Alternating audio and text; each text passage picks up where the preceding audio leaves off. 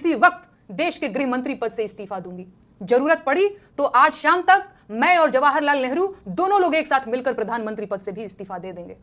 कल सुबह रक्षा मंत्री के पद से भी खुद की कड़ी निंदा करते हुए इस्तीफा दूंगी और मंत्रिमंडल के बाकी पदों से मैं कल दोपहर 12 बजे इस्तीफा दूंगी, क्योंकि सारी पूरे देशवासियों से अपील कर रहे हैं कि आप ऐसे वक्त पे अपनी पॉलिटिकल डिफरेंसेस होंगे, मगर आप उन लोगों को कामयाब होने मत दीजिए जो इस देश को कमजोर करना चाहते हैं। भारत की कलंकनी बेटी और पाकिस्तानियों की गोद में बैठकर मुजरा करने वाली नेहा सिंह राठौर जेल जाने के डर से अब पूरी तरीके से पागल हो चुकी है और इसे रांची के या फिर आगरा के अस्पताल में भिजवाया जा सकता है। जैसे ही इसे खबर मिलती है कि इसके ऊपर बीएनएस की खतरनाक धाराओं के तहत 11 धाराओं में केस दर्ज हो गया है, यह मेंटल हो जाती है और ऐसा लग जाता है जैसे कि इसे पागलपन का दौरा पड़ गया है। योगी के पुलिस के 3rd डिग्री के डर से इसकी कहा तो यहाँ तक जा रहा कि पानी तक निकल गया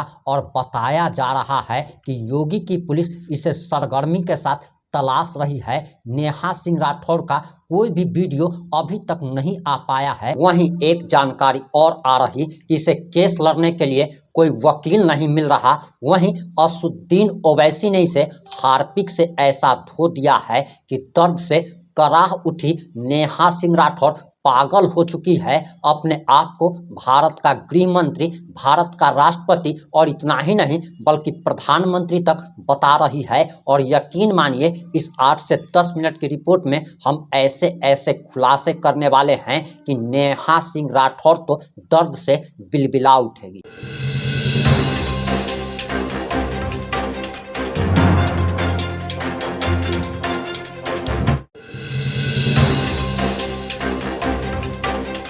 नमस्कार, मैं प्रिंस कुमार सिंह और आप देख रहे हैं पॉजिटिव इंडिया। अगर अभी तक आपने चैनल को सब्सक्राइब नहीं किया है तो खबरों से अपडेट रहने के लिए कृपया चैनल को सब्सक्राइब कर लीजिए और जो लोग ऑलरेडी कर चुके हैं उन तमाम लोगों को सहृदय धन्यवाद। अब वापस आते हैं अपनी खबर पर और जरा नेहा सिंह राठौर का भी परिचय जान ली। कैसे हैं आप लोग?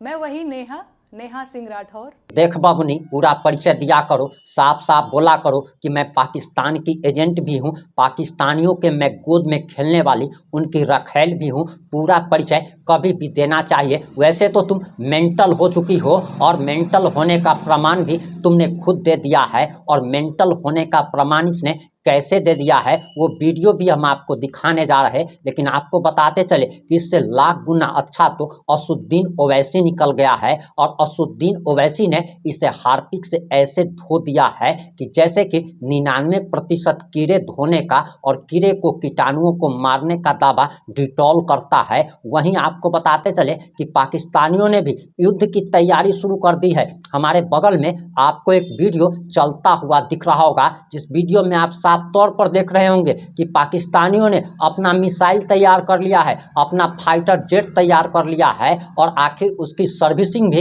तो कराई जानी है। और सर्विस के लिए ये अपने जेट फाइटर को ले जा रहे हैं। अब आप सबसे पहले नेहा सिंह राठौर का वो वीडियो देखिए जिसमें उसने पागल होने का खुद सबूत दे दिया है। ये मोदी की विरोध करते करते देश का विरोध करने लगी और वो भी महज चंद डॉलर के लिए, वो भी कांग्रेस जैसी मतलब देशद्रोही पार्टी से टिकट के लिए। लेकिन इसके बावजूद भी इसकी राजनीतिक महत्वाकांक्षा कभी पूरी नहीं होने वाली है या कभी नेता बन ही नहीं सकती। नेता का तो इसमें कोई गुण ही नहीं है, क्योंकि इसके बारे में तो ये भी पता चला है कि यह ट्रांसजेंडर है। आप सबसे पहले इसका ये पागलपन भरा वीडियो देखिए।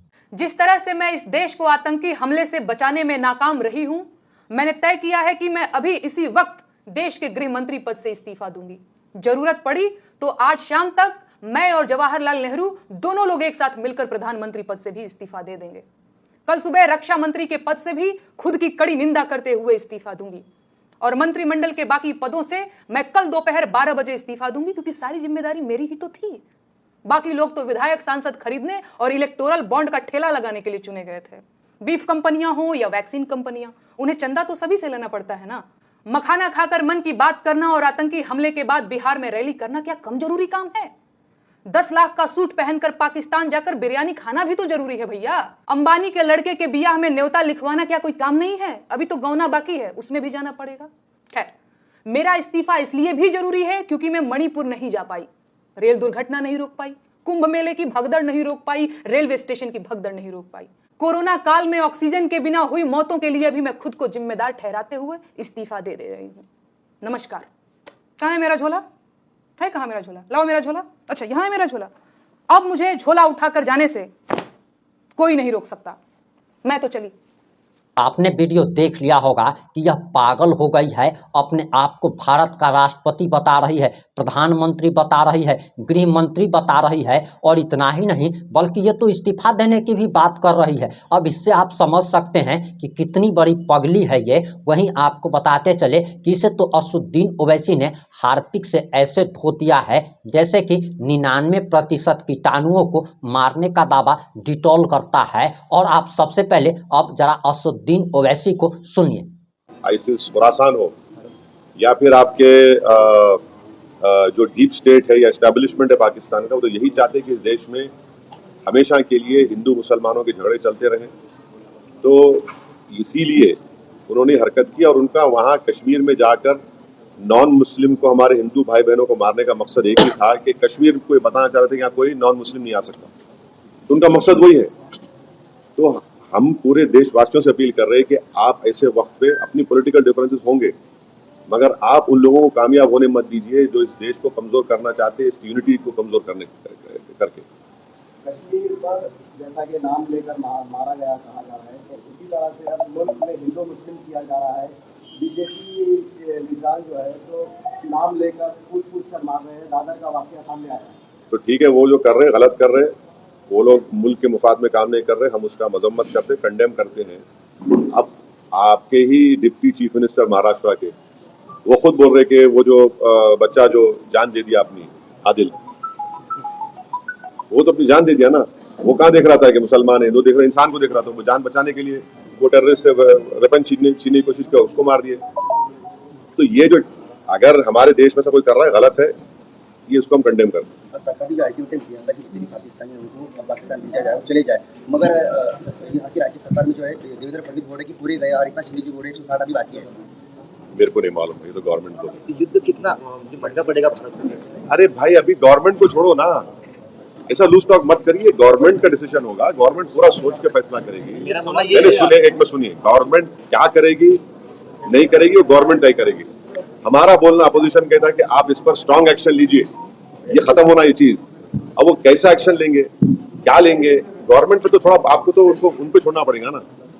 अब ये टीवी चैनल पे एंकर बैठकर ऐसा बोल रहे ऐसा होगा ऐसा, अरे भाई ये मजाक है क्या? ये ऐसा गवर्नमेंट तय करेगी, क्या डिसीजन होगा वो तय करेंगे। मगर हम मेरा डिमांड ये है कि पाकिस्तान को फिर से FATF की ग्रे लिस्ट में लाना जरूरी है। फाइनेंशियल एक्शन टास्क फोर्स में उनको ग्रे लिस्ट में लाए।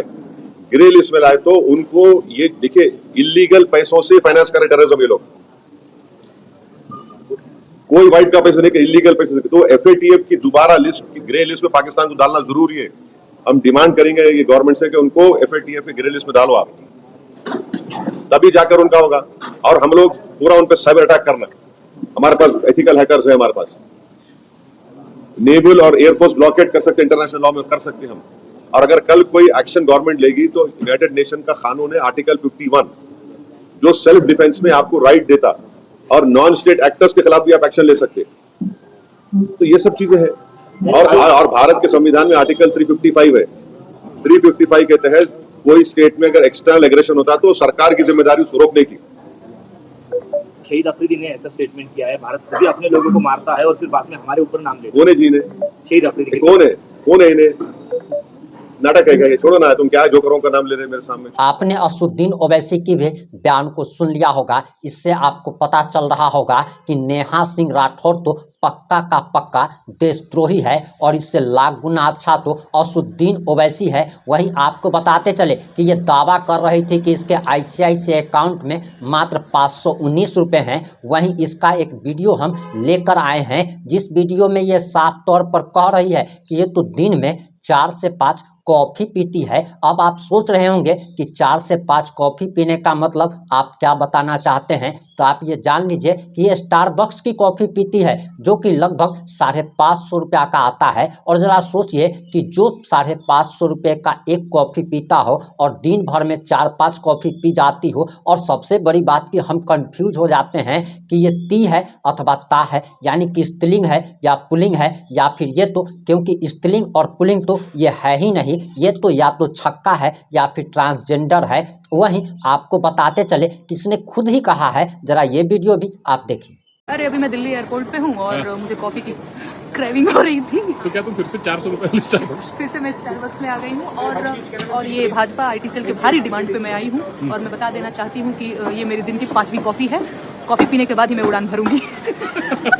और कुछ देख लिया होगा, आपको समझ में आ गया होगा कि ये कैसे भोले भाले चमचों को कैसे बेवकूफ़ ही नहीं बल्कि उन्हें पूरी तौर पर चुतिया भी बनाने का काम करती है। और यह कहती है कि इसके अकाउंट में 519 रुपया मात्र है, लेकिन अब योगी की पुलिस इसकी तलाश कर रही है और बताया जा रहा कि इसके सारे अकाउंट्स को ही नहीं बल्कि इसके पति को भी अब इस जांच के दायरे में लाया जाएगा और उसके पति के भी अकाउंट की जांच की जाएगी, क्योंकि ये दोनों तो नल्ले और बेरोजगार बैठे हैं। फेसबुक पर प्रधानमंत्री नरेंद्र मोदी से लेकर देश का विरोध करके चंद डॉलर कमाते हैं। हम तो सरकार से सबसे पहले ये मांग करते हैं कि इसका फेसबुक अकाउंट जो है बंद करा दिया जाए और इसे इस हालत में ला दिया जाए कि यह भीख मांगने के भी काबिल न रहे, क्योंकि यह तो पहले ही पागल हो चुकी है। और इन सारी घटनाओं पर आपकी क्या प्रतिक्रिया है, अपनी प्रतिक्रिया जरूर दीजिएगा। जुड़े रहें हमारे साथ। जय हिंद, जय भारत।